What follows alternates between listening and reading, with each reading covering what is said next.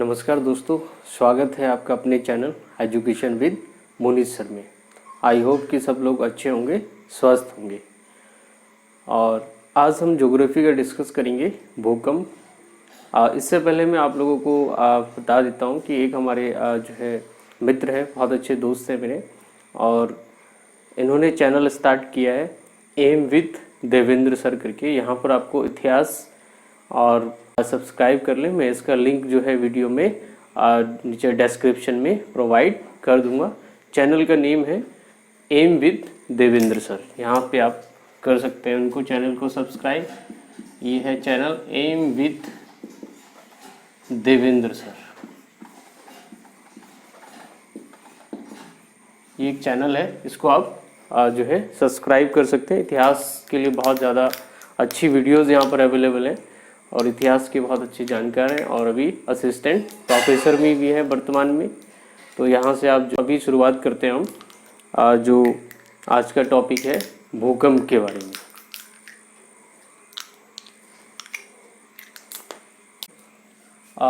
Topic है भूकंप या अर्थक्वेक। ठीक है, तो भूकंप क्या होता है इसको हम समझेंगे।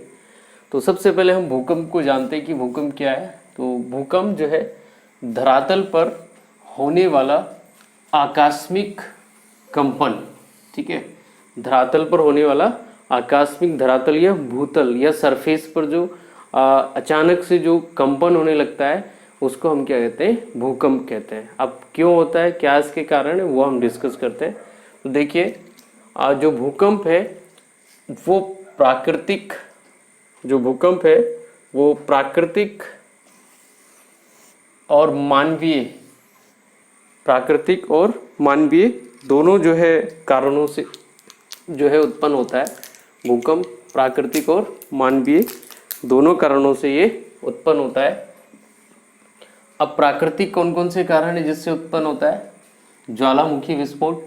ठीक है, ज्वालामुखी विस्फोट की वजह से भी जो है पृथ्वी में कंपन होने लगता है और जिससे भूकंप जो है उत्पन्न होता है।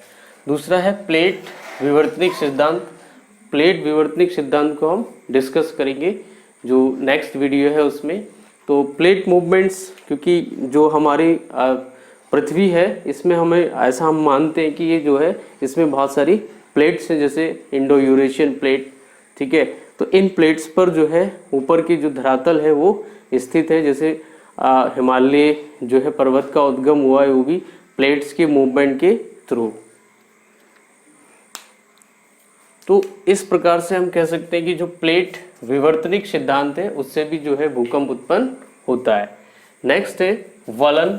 ठीक है, और जो क्रैक्स होते हैं उसके थ्रू भी जो है भूकंप का जो है उत्पन्न होता है, ये भी हम डिस्कस करेंगे।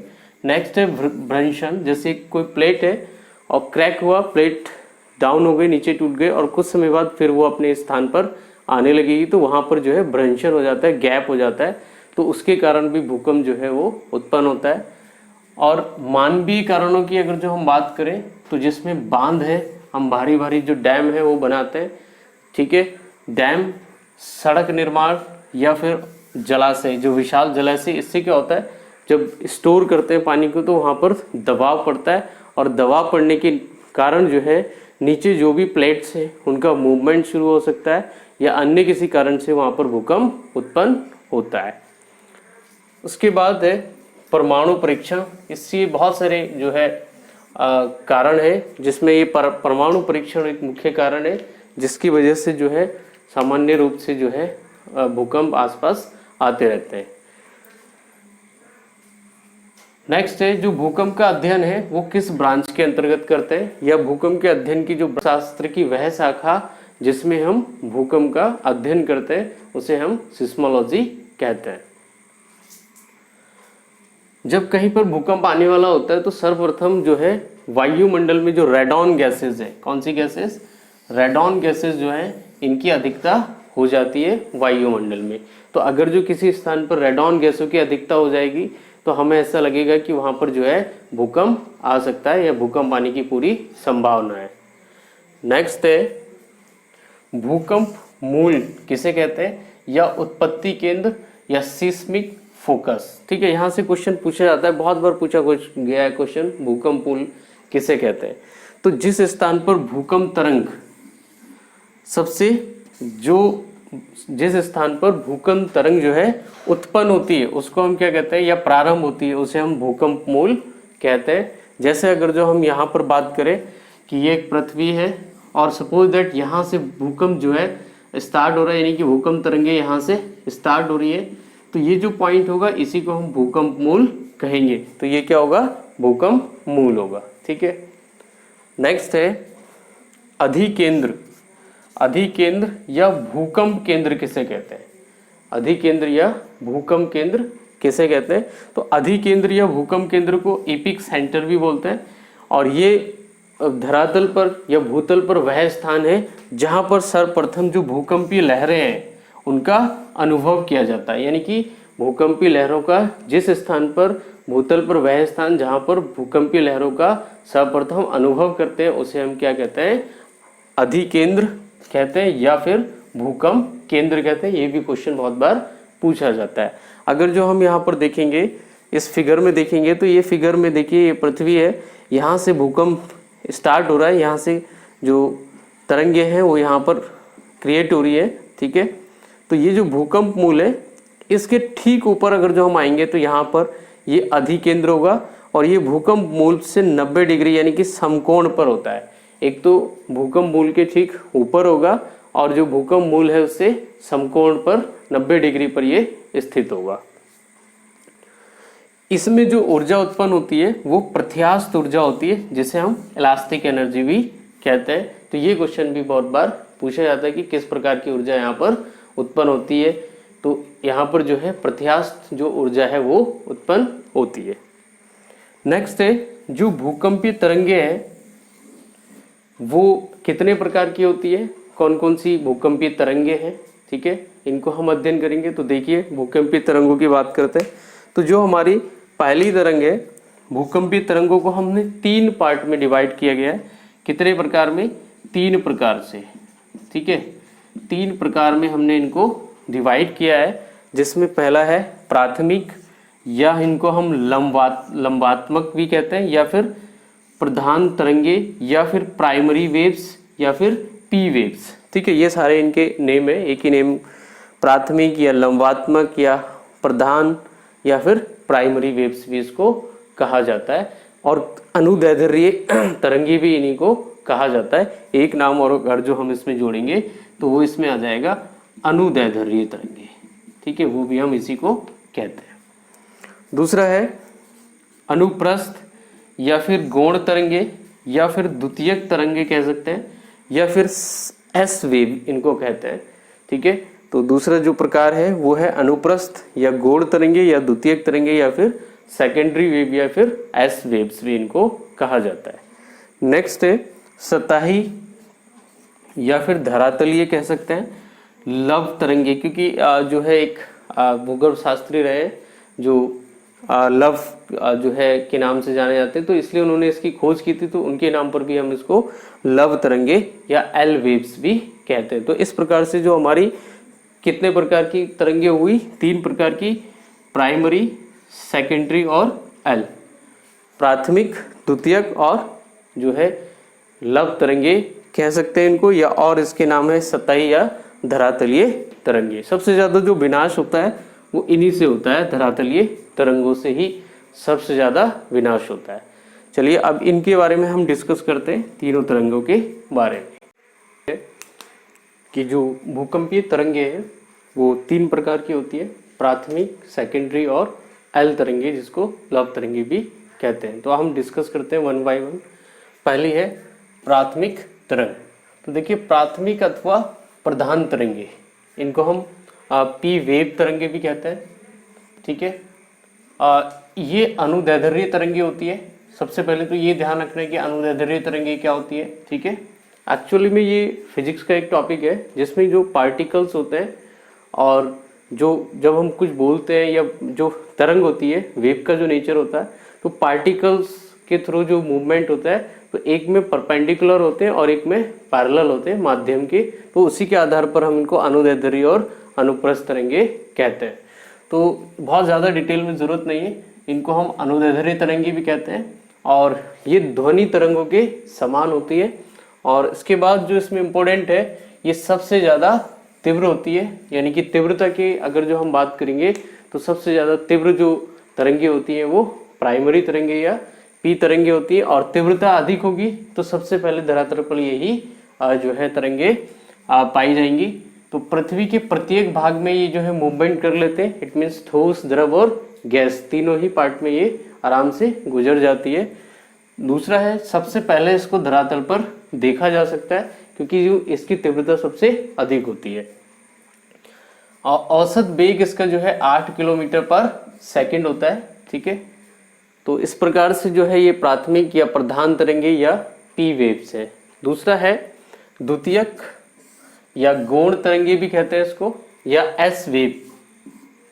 ये अनुप्रस्थ तरंगे भी कहलाती है, यानी कि कैसी तरंगे होती है, अनुप्रस्थ तरंगे होती है और ये सिर्फ ठोस से ही होकर गुजरती है। तो ये क्वेश्चन बहुत बार पूछा जाता है कि कौन सी तरंगे कहाँ से होकर गुजरती है, तो ये सिर्फ ठोस से ही गुजरती है।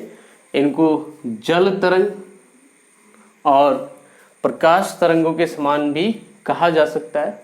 जल तरंग और प्रकाश तरंगों के समान भी इसको कहा जा सकता है।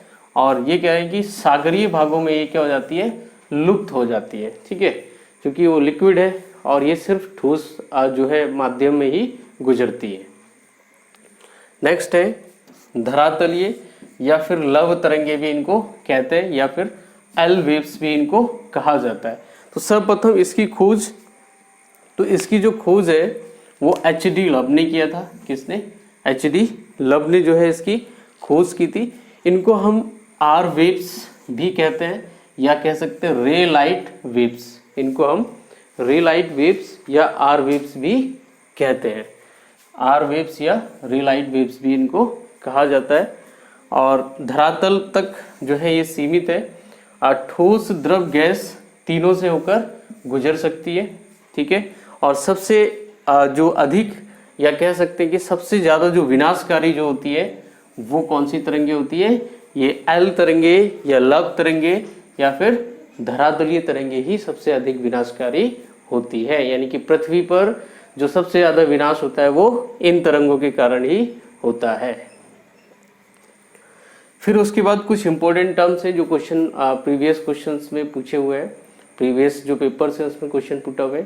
जैसे भूकंपीय तरंगों को सिस्मोग्राफ एक जो है यंत्र होता है, या इसको हम सिस्मोग्राफ को भूकंप लेखी भी कहते हैं। इस यंत्र से हम इसको मापते हैं भूकंप की तीव्रता को। हमारे पास जो भूकंप की तीव्रता है उसको मेजर करने के 3 स्केल है, हम उनके बारे में चर्चा करते हैं। जैसे ये जो स्केल्स है, पहला रोसी फेरल स्केल, इसमें जो नंबर्स होते हैं या कह सकते हैं मापक होते हैं वो 1 से लेके 11 तक के अंक होते हैं। ठीक है, दूसरा होता है मर्केली स्केल और इसके जो मापक होता है वो 1 से लेके 12 तक अंक होते हैं इस पर। और तीसरा जो फेमस है जो आप भी जानते हैं वो है रिएक्टर स्केल, या कहीं कहीं इसको रिचर स्केल भी कहते हैं। ये इसकी जो खोज की थी वो 1935 में की थी चार्ल्स एफ रिक्टर ने। चार्ल्स एफ रिक्टर ने 1935 में इसकी खोज की थी। और इसमें जो नंबर होते हैं वो 0 से 9, ये ध्यान देना, ये बहुत ज़्यादा बुकों में कहीं 0 से 10 लिखा है, गलत है। 0 से 9 ही इसमें नंबर होते हैं। और हर एक नंबर, जैसे 1 नंबर से लेके 2 पर जाएंगे तो ये जो 1 नंबर से 2 पर जाएंगे तो ये जो 1 अंक का गैप है ये 10 गुना अधिक तीव्रता को शो करता है। नेक्स्ट है भूकंप जोन। जो पूरे जो भूकंप जोन है, हम उसकी अगर जो बात करें इंडिया में तो उसके अकॉर्डिंग हम देखेंगे तो भूकंप जो जोन है वो 4 जोनों में हमने इसको डिवाइड किया हुआ है। जैसे जोन 2 जिसको हम कहते हैं बहुत कम, 6 या उससे कम जो है तीव्रता होती है अंकों में। फिर है जोन 3, 7 या उससे कम अंक, मध्यम कह सकते हैं उसको। नेक्स्ट है जोन 4 जिसमें 8 तक होता है, ये अति जो है बहुत अधिक कह सकते हैं उसको। और नेक्स्ट है जोन 5 सबसे ज़्यादा खतरनाक जो कह सकते हैं, यहाँ पर अत्यधिक जो है ये डेंजरस होता है। तो इस प्रकार से हमने इन जोन के बारे में भी डिस्कस किया है। कई बार जो है ये क्वेश्चन पूछे गए हैं कि समान जो भूकंपीय तीव्रता है, बहुत बार ये क्वेश्चन पूछा हुआ है कि जो समान भूकंपीय तीव्रता है वाले स्थानों को मिलाने वाली रेखा, यानी कि पृथ्वी पर ऐसे जो है जैसे भूकंप आया और किन किन स्थानों पर एक समान तीव्रता वाला भूकंप आया, अगर जो उनको एक मिला दे, एक रेखा बना दे, तो वो कौन सी रेखा होगी? इसको हम बोलते हैं समभूकंपीय या समघात रेखा। समभूकंपीय या फिर समघात रेखा इसको कहा जाता है। नेक्स्ट है एक ही समय पर आने वाले जो भूकंप, एक समय पर जो भूकंप आया, अगर जो उन स्थानों को हम मिला लें तो उसके लिए हमारे पास जो रेखा होती है वो होती है होमोसिस्मल रेखा। होमोसिस्मल रेखा के जो है इसको कहा जाता है। तो इस प्रकार से जो आज हमने भूकंप के बारे में डिस्कस किया, अगर जो आपको वीडियो पसंद आती है तो चैनल को लाइक, सब्सक्राइब एंड शेयर करें। वीडियो देखने के लिए बहुत बहुत धन्यवाद। आपका दिन शुभ रहे। Thank you, bye.